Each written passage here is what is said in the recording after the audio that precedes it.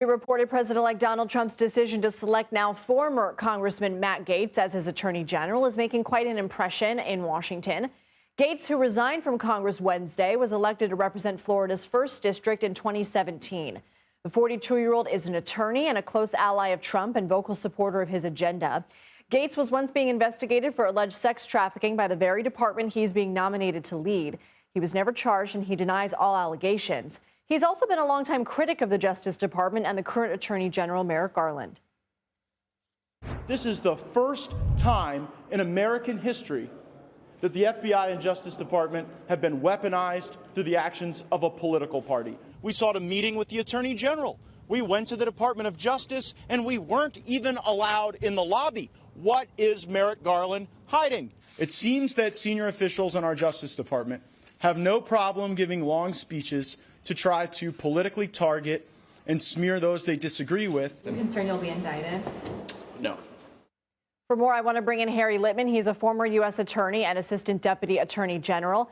Harry, good to see you, and thanks for being with us. You write in your column for the Los Angeles Times, quote, in Matt Gaetz, Donald Trump has chosen the anti-attorney general. What are you hearing from your former colleagues, the rank and file within the DOJ, who have served under multiple presidents?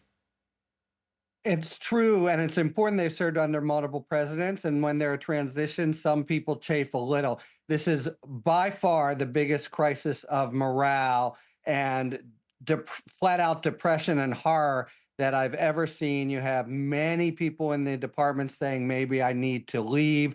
It's one thing to have someone come in with new policies, Lindsay. They're having someone come in to be their boss who has contempt for and hostility toward the department's basic mission, the thing that they're so proud of working toward every day. So they are truly horrified.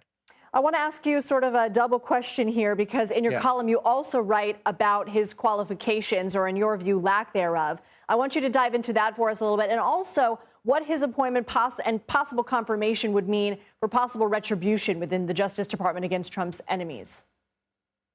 Two things, both important. You've never had an attorney general in the last 100 years, at least, and maybe before, who's had such slim legal experience. He has zero prosecutorial experience and barely any legal experience at all, just a short stint in a private firm in Florida before entering into politics. On the reprisals, let's just start with the notion that there's really no real argument, notwithstanding what you just played, Lindsay, that Jack Smith or Letitia James, maybe the two biggest targets, have done anything wrong other than their jobs. But you have in him someone who will zealously do what he sees as Trump's bidding to go after these folks. And, the power of the federal government and DOJ is so ominous and wide-ranging. You can ruin people whether or not you convict them. We're talking about public servants who have to get lawyers and can be dragged through the mud. It's a nightmare for anyone who's been on Trump's bad side, of which there are many, of course. Project 2025, which Trump has distanced himself from, sort of a conservative blueprint for the next presidency, calls for putting the DOJ under the, quote, direct supervision and control of the President of the United States as a component of the executive branch, and that, quote, litigation decisions must be made consistent with the president's agenda. How would that transform the department, and is that antithetical to what the department was created to do? Completely, and yes, at least since Watergate, when we thought we had learned our lesson.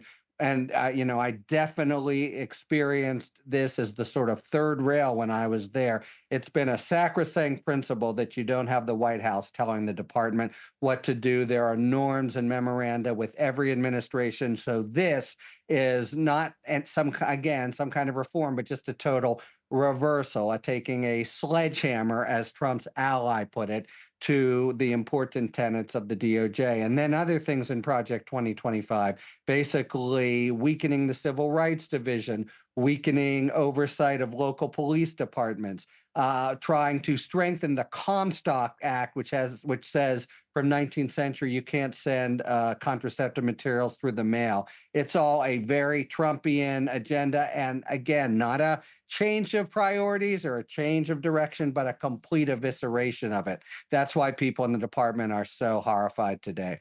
Harry Litman, thank you for your time. Thank you, Lindsay.